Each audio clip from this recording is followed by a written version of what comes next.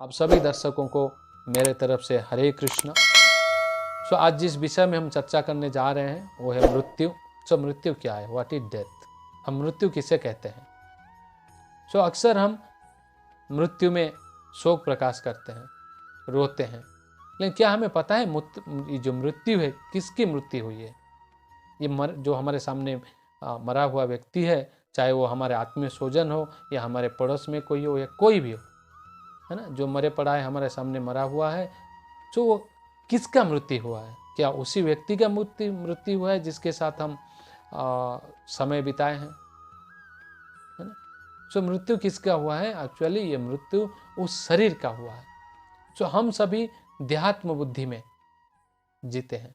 तो ये हमारा शरीर है, ये शरीर से संबंधी ये सभी हमारे हैं, उस बुद्धि में उस हिसाब से जीते, इसीलिए हम वहाँ रोते हैं। लेकिन क्या हमें पता है उस शरीर के अंदर कौन है जिसके वजह से ये शरीर कार्य करता है, इस शरीर का जो सारे फंक्शन सटीक ढंग से होते हैं, किसके वजह से, वो हमें पता नहीं रहता। इसीलिए हम किसी के मृत्यु हो जाने से शोक मनाते हैं और रोते हैं।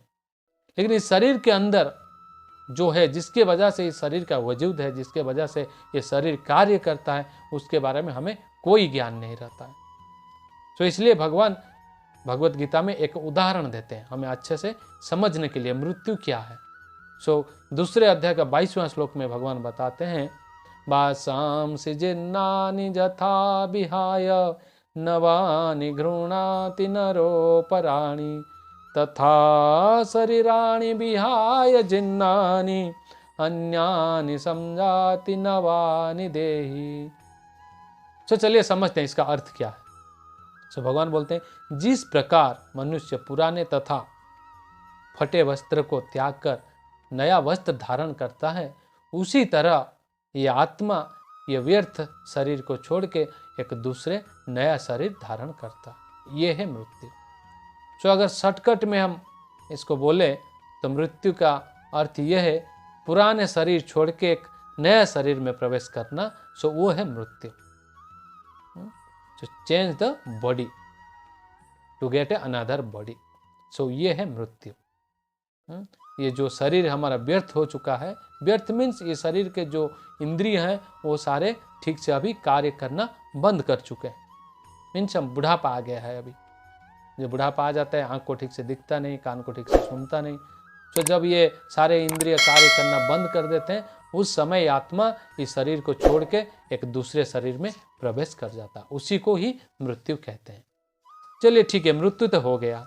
अभी हम शोक क्यों करते हैं? क्योंकि हम बोलते हैं, हम ये सोचते हैं कि जिस आदमी का, जिस व्यक्ति का मृत्यु हुआ है वो हमें हमेशा हमेशा के लिए छोड़ के चला गया। लेकिन क्या ये सही है? नहीं, ये संपूर्ण रूप से गलत है। क्योंकि भगवत गीता में भगवान दूसरे अध्याय का 27वां श्लोक में बोलते हैं, जातस्य हि ध्रुव मृत्युर ध्रुवम जन्म मृतस्य च तस्माद परिहार्थेन त्वं सोचितुम अर्हसि। भगवान क्या बोलते हैं? जिसने जन्म लिया है उसकी मृत्यु निश्चित है और मृत्यु के पश्चात जन्म भी सुनिश्चित है। सो इसलिए हमें किसी भी हालत में शोक करने का कोई आवश्यकता नहीं है, ना ही हमें दुखी होना है। सो जन्म के बाद मृत्यु है, मृत्यु के बाद जन्म भी है। सो इसलिए हमें कभी भी मृत्यु में शोक प्रकाश नहीं करना चाहिए। हमें सोचना है कि जिसकी भी मृत्यु हुई है वो सिर्फ इस शरीर को छोड़ा है, जो इस शरीर व्यर्थ शरीर को छोड़ के, जो ये शरीर कोई काम का नहीं है, अभी जब इस किसी काम का नहीं रहा शरीर, तो आत्मा क्या करता है, इस शरीर को छोड़ के दूसरे शरीर में प्रवेश कर जाता है ना। तो भगवान बोलते हैं ये जो आत्मा है वो कभी नहीं मरता है। न हन्यते हन्यमाने शरीरे। इस शरीर के नष्ट होने से या शरीर को नष्ट करने से, हत्या करने से आत्मा का विनाश नहीं होता है। तो इसलिए आप फिर से दूसरे अध्याय के 20वां श्लोक में भगवान कहते हैं, न जायते म्रियते वा कदाचिन नायम भूत्वा भाविता वा न भूयः अजो नित्य शाश्वत अयम पुराण न हन्यते हन्यमाने शरीरे। तो भगवान बोलते हैं इस शरीर के नष्ट होने पर, इस शरीर के विनाश होने पर या शरीर को मारे जाने पर यह आत्मा का विनाश नहीं होता है। न हन्यते हन्यमाने शरीरे। न जायते न म्रियते बा कदाचिन, आत्मा के लिए किसी भी काल में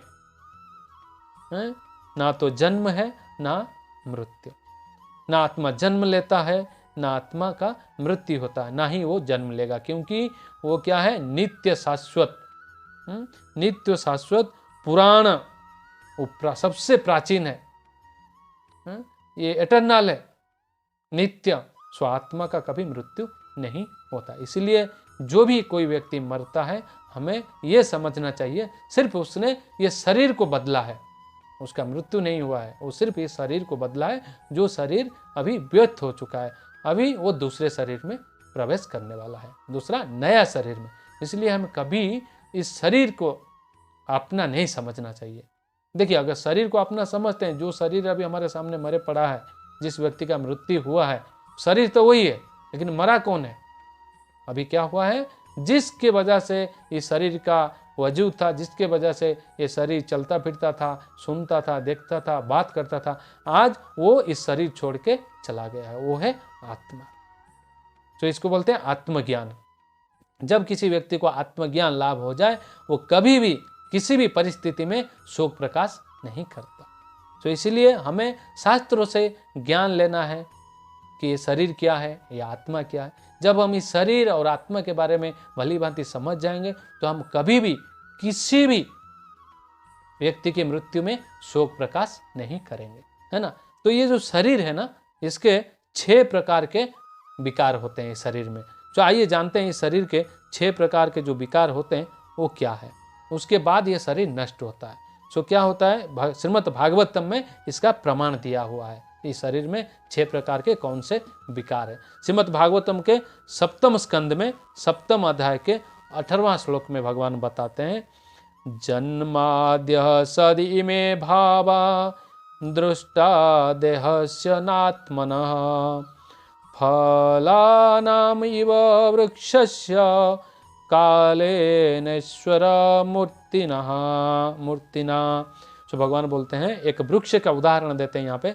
जिस प्रकार एक वृक्ष जन्म लेता है, उसके बाद अस्तित्व में आता है, फिर उसके बाद कुछ फल वगैरह हमें देता है, उसके बाद धीरे धीरे वो शरीर क्षीण होने लगता है, सूखने लगता है, उसके बाद संपूर्ण नष्ट हो जाता है। उसी प्रकार ये मनुष्य जो शरीर है हमारा, चाहे मनुष्य का हो चाहे पशु पक्षी किसी का भी हो, ये शरीर का 6 प्रकार के विकार होते हैं। क्या होता है, सबसे पहले वो मातृगर्भ में जन्म लेता है, उसके बाद दूसरा जब मातृगर्भ से बाहर आता है वो एक अस्तित्व में आता है, तीसरा वो धीरे धीरे बढ़ने लगता है, चौथा वो कुछ उत्पादन करता है, जैसे मनुष्य है, शादी होता है, शादी के बाद कुछ बच्चे उत्पन्न होते हैं, है ना।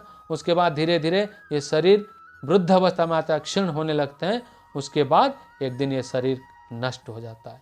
यही है जन्म मृत्यु का जो चक्र है, इसी के अंदर सब आने लगते हैं। तो इसीलिए ये सिर्फ शरीर का विकार है, लेकिन आत्मा का नहीं, आत्मा का कोई विकार नहीं है। आत्मा जब हम जन्म हुए जैसे था, जैसे उसके बाद हम अस्तित्व में आए, सेम उसी पोजीशन में था, जब हम बड़े हुए वैसे ही रहा, जब धीरे धीरे हम वृद्ध अवस्था में आए वैसे ही रहा, जब हमारा शरीर नष्ट होता है वही आत्मा वैसे ही रहता, लेकिन इस शरीर को छोड़ के दूसरे शरीर में प्रवेश कर जाता है। इस चीज़ को जो भली भांति समझ लेता है, वो कभी भी मृत्यु में शोक प्रकाश नहीं करता है। सो ये समझना बहुत जरूरी है, हम सभी के जीवन में ये सत्य है, ये एक निराट सत्य, इसको समझना बहुत जरूरी है। जो समझ लेता है जन्म क्या है, मृत्यु क्या है, वो कभी भी ना कोई, कभी कभी क्या होता है, जब भी हमारे घर में किसी का जन्म होता है तो हम बहुत खुशी से झूम उठते हैं, लेकिन हमें पता नहीं रहता है कि काल जाके उसका मृत्यु निश्चित है। हम उस समय भूल जाते हैं मृत्यु को, लेकिन मृत्यु तो निश्चित है। जैसे भगवत गीता में बोले हैं भगवान 27वां दूसरा अध्याय का 27वां श्लोक में, है ना, जन्म है तो मृत्यु निश्चित है, और मृत्यु के पश्चात जन्म भी निश्चित है। सो इसलिए हमें ना तो जन्म में ना तो मृत्यु में ना सुखी होना है ना दुखी होना है, हमें हमेशा बैलेंस करके रहना है। हमें ये जान लेना है कि जन्म है तो मृत्यु है, मृत्यु है तो फिर से वापस जन्म है, सिर्फ हम इस शरीर को बदल दें।